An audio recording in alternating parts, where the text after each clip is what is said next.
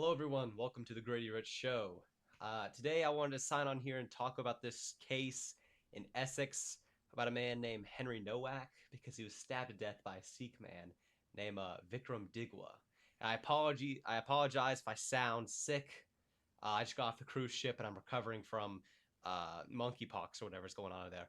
So, the big thing about this story is it progresses into just more and more and more current state of the UK madness.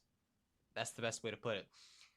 So, Henry Nowak, he was a student walking home one night after hanging out with his friends at the bar, and a Sikh man comes up to him, and they have a few words, and the Sikh man proceeds to stab Henry 4 times with an 8-inch blade.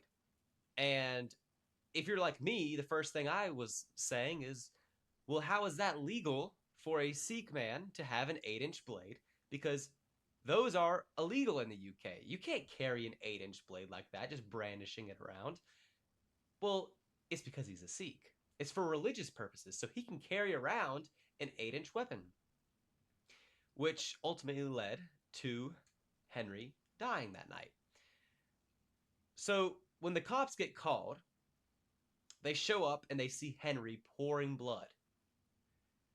After being stabbed 4 times by an 8-inch blade, it kind of makes sense why he was bleeding. And instead of arresting the man with the knife, they put Henry in handcuffs because Digwa said Henry had racially abused him. So I guess when you say a word to someone, they have a right just to stab you 4 times and leave you in a pool of blood. And the British police will rush to the aid of the migrant and destroy the young white man's hopes and dreams. Well, obviously, the first thing you ask yourself is, was there any medical attention going on? He was stabbed 4 times with an 8-inch blade. No, he got put into the back of a cop car, and he drowned from his own blood. That's it. Died in the back of a cop car because the British police were scared he committed a racial attack, a racial abuse, verbal. It wasn't physical. Digwa never said anything about physical. He said something racially offensive to me.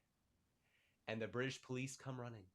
And they throw this young man in handcuffs who's pouring blood while Digwa is clean. Clean. No blood on him. No cuts on him. He hasn't been stabbed. He hasn't been hurt at all. But the British police immediately take the side of Digwa and have no regard for this young man's life.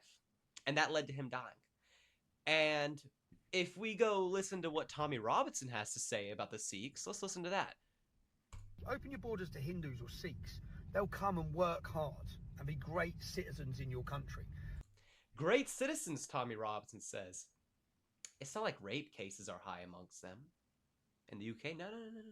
Not at all, not at all. It's not like, they're destroying Canada right now and trying to create their own communities. No, not at all. It's not like they're stabbing 18-year-old white boys in the streets. Doesn't happen. They're hard workers. They're not Muslim. They're the good immigrants. Come on. We can let these people in. If you're not going to be replaced by one, you'll be replaced by the other. That is the logic of all this. If mass migration was not happening and the Zog was not in control, Henry would still be walking the streets tonight. Okay. The borders have been opened. These people are let in. People like Henry will never see their family again. Their family will never see him again. And I have $100 million. I'll sell myself into slavery on a bet that Digwa guy serves no more than 5 years in prison and probably is not going to get deported or nothing like that.